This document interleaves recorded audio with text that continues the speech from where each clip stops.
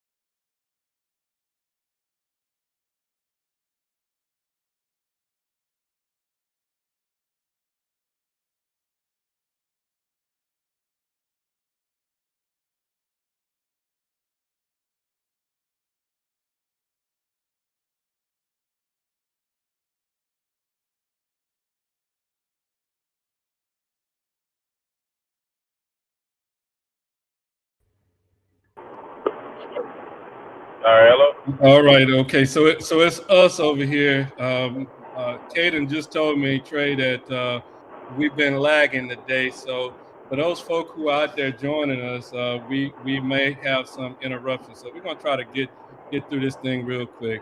So basically, what we have is a special edition of the Let's Talk and Sell Our Goat show. I'm Jack. I'm gonna be your host tonight. I'm sitting here talking with Trey Culbert. Tonight we're going to be talking a little bit about local sports. We're talking about national with a national impact. Early today, at the legendary AT&T Stadium over in Dallas, the 14th annual Dream Bowl took place, and Sinlaw, very own Trayv'on Culbert, didn't just participate; he showed out tonight. Trey helped us lead the Crusaders to a victory, snagging at least three big catches. Uncle Jack might have been a little asleep sometime along the line, Trey, but I was watching, and I got all three of the three that I did see. I got them recorded, and he had a good bit of play time today. So them scouts, they're scouting for the NFL, the CFL, and the UFL. I hope they listening to us as we're talking to him. So we want all of them to know, Trey, we're behind you 100%.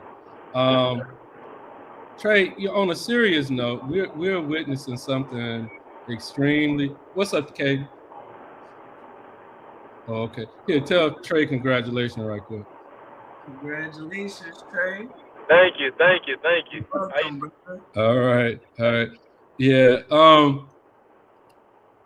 We're witnessing something really special right here in Alexandria, particularly over at Ash, that usually only see the very elite schools see multi-million-dollar prep academies. Tonight, we're beginning to break a little history here in Alexandria because Ash, a public school, has sent 3 young men who have declared for the draft this year. And so that's a little unusual. Trey, first off, congratulations on y'all's win today. Thank you. You're coming straight from the AT&T Stadium. You're driving right now. That's the house that Jerry built. And as Uncle Jack could see you sitting out there on the field, you were looking around initially, and I think you were in kind of like awe at first when you was trying to get your bearings going on. Uh, what was that atmosphere like? The locker room, playing with these new players and all of that kind of good stuff. What was that like today? Well, to begin with, just being in the stadium was a good experience. Mm-hmm. One in a lifetime experience, just being in an NFL stadium, playing in the stadium, Mm-hmm. and just enjoying the atmosphere. When I first got in there, in the stadium, it just took me a minute, and I was just in awe, like, of the whole stadium, how it was built. It was just amazing and beautiful to see. Just what I watch on TV, what you watch on Uh-huh. TV, I was really there in real life. So it was a good experience, and then just the team that I was on. This has been the fastest 3 days, most fastest enjoyable 3 days I ever had. Um, and I just enjoyed every moment of it. Just meeting new people, like I said, just getting the new faces and hearing everybody's story, where they came from. Some people it was like 2-3 people from Louisiana, and the rest was from all across the United States. So, and we had, I think, 3 or 4 people that was like out of the country. So it was like a great experience that I just like never experienced before. So I'm just so grateful for the opportunity that I had. Yeah, yeah. You finished the day with at least 3 solid catches that I count, and did you feel that Sinlaw Heat translated well? What did you feel anything on that part? Because Uncle Jack was sitting over here screaming and listening to you. At one point I thought they were coming up there to check on me to see if I was all right, because I was all of the. Yeah. With the 3 catches that I did have, it was great. It was one catch that I was trying to scoop when I was trying to scoop up. I tried to get under it. I didn't really get under it like I was Mhm. like I could. But all throughout these 3 days, I've been having like different messages been coming towards me, and I remember vividly, God told me, you're only good as your last play. So as every coach, as everybody would say, if you made a bad play or you dropped the ball or something like that, like, just brush it off. You'll get another play, Mhm. because that last play might affect you. But I never heard anybody say, even if you make a good play, brush it off because you got another play. So when I heard that, I was like, that's that's that's the way to go about it. That's the exact way to go about it. So I was just telling myself, I was like, before the game, I was saying, if I make a good play, go on to the next play, so I can keep making those plays.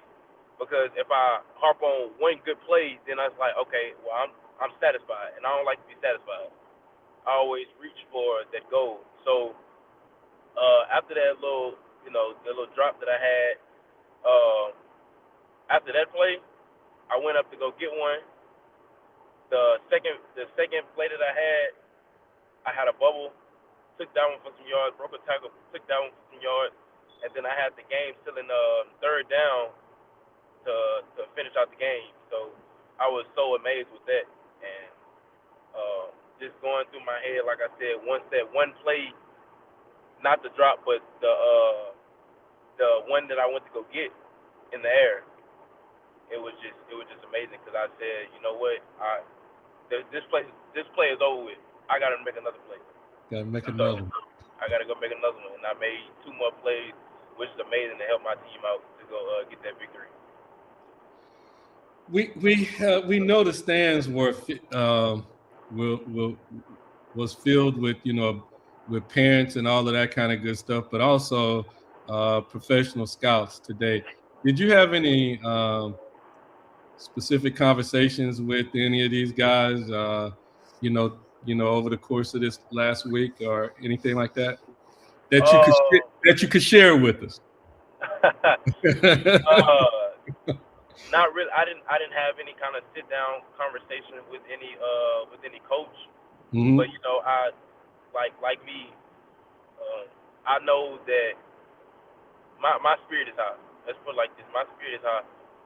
Even though those 3 days was enjoyable and I did everything I needed to do at practice, turned up at practice, everything I needed to do, I didn't have any conversation with any coach, like just any meeting with a coach, but I did go introduce myself when I did have the opportunity to go introduce myself, just to know, hey, my name's Trayv'on Culbert, I'm from Alexandria, Louisiana, and just, just going up to them and saying, hey, how you doing? This is my name, this is where I'm from, and this is what schools I came from, just introducing them so my radar is on. It's always, if you don't say anything, then you wouldn't know anything, or you just miss the opportunity. So it doesn't hurt if I go up to somebody and say, hey, my name is this, and this is what so that's what I did. All right. So let's come back home. I want to jump into that part about the history making that's going on over at Ash. You, Jacobian, Bud, have all declared for the draft in this same year. Statistically, and I'm researching right now, but I feel very confident in asking this question right here. Shows that having 3 prospects from one high school entering the draft at once is incredibly rare. It usually, happens only with the elite private football factories like IMG Academy. What is it about Ash's program? I mean, because this is really making Ash really stand out and set out, because it's only happening with these very expensive private schools. And here we got a public school in Alexandria, Louisiana, performing and doing something really, really unusual. What is going down over at Ash, man, that we need to know about? Well, it always start with like the heart of the team. The heart is Coach Bachman. When I was over there at Tauga, everything went well, everything went good, But when I transferred over to Alexandria, where I'm originally from, Alexandria, he has done so much for the students, the kids, just the kids that go there, and the football team itself. He has done a good job, and he shows that so with him doing that, he has succeeded with the football team, pushing people out to colleges, pushing people out, once they graduate, how to show people, like, the way, So if you have a guidance, if you didn't grow up with a guidance,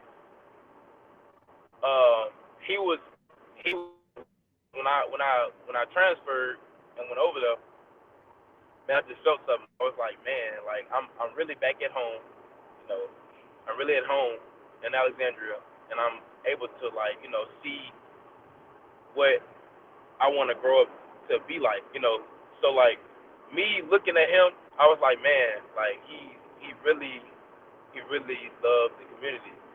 So with that, like I said, he pushed out athletes and the coaches around him also. The coaches around him is amazing.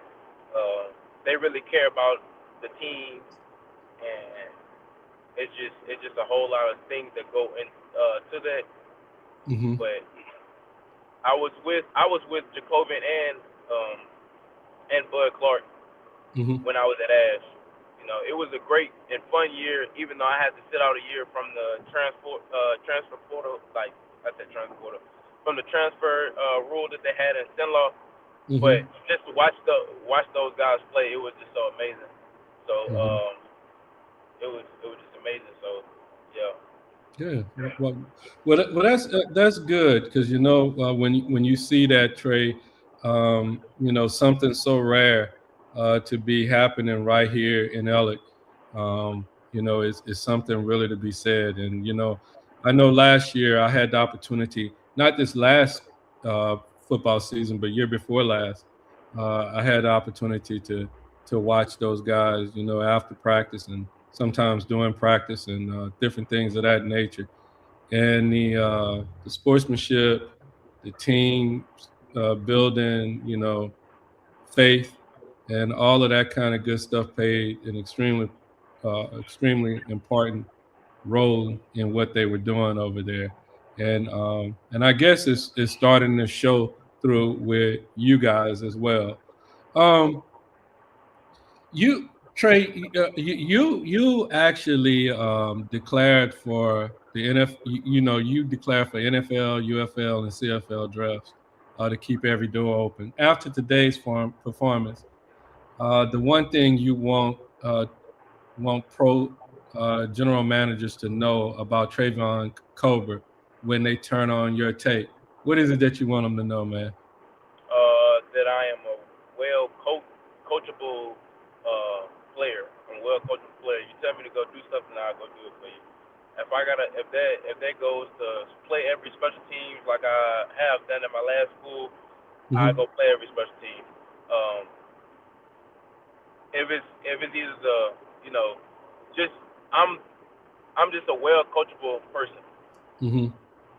So with that, I feel like that I have a whole lot of availability to play this position and this position, and that's what it's all about, because there are greats in the NFL and the UFL and the CFL, but I want to be on special teams, and I want to actually play my position also. Like I said, I have availability.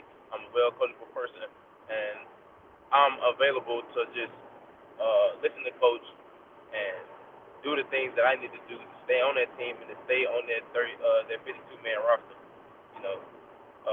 So that's what they need to know. I hear you. Well, look, Trey. We're gonna go ahead. You have anything you want to say to the community before we get ready to get out of here, man? I would just say after today, like I said in my last interview, I pray for opportunities, and the opportunities came. And I always tell myself, I always ask myself, when the opportunity presents itself, what are you gonna do with it?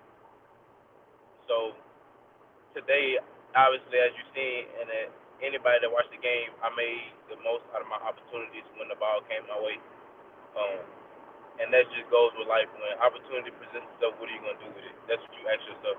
And whenever you ask yourself that question, and when opportunity does present itself, what are you actually going to do? And that can go either way, however you want to think about it. But what are you going to do with that opportunity? Whenever you pray for that opportunity, what are you gonna do with it? It's not gonna come straight line. Like I said, it's gonna be a bumps and curves and everything that's gonna get in your way. But how are you gonna go get that opportunity that you wanted? So that's what I gotta say. I tell you what, Trey, I appreciate you taking the time to reach out to us and or take that call from us and tell us a little bit about what was going on today. Tomorrow night at 7 p.m., we'll be right back here at 7 p.m. We're going to be interviewing Jacobian Guillory as he breaks down his own journey from LSU to the draft. I want to thank everyone for joining in tonight. Trey is actually driving right now, so we're going to want to get on out of here with him. But, again, Trey, we're going to try to follow up with we're going to definitely be talking to Jacobian on tomorrow, and I'm going to try to reach out to Coach Bachman as well, man, because y'all got something going on over there, and we need to put it in a bottle and share it with everybody. I think y'all been keeping a secret or something over there. Yeah, y'all producing some seriously good products over there. But I definitely want to thank everybody who joined us tonight here on Let's Talk and Sell Out Go. And make sure you guys follow us for updates with these guys. We're going to definitely try to stay in contact with all three of them as they go through this journey. Trey, before I get out of here though, what's next? What's coming up next in your in your schedule that you have to participate in? Training. Training. Uh, and just a story about me that, like, I have I have a job that I work. I train. I do all of this other stuff. Mm-hmm. But my goal is to train. Train. All right.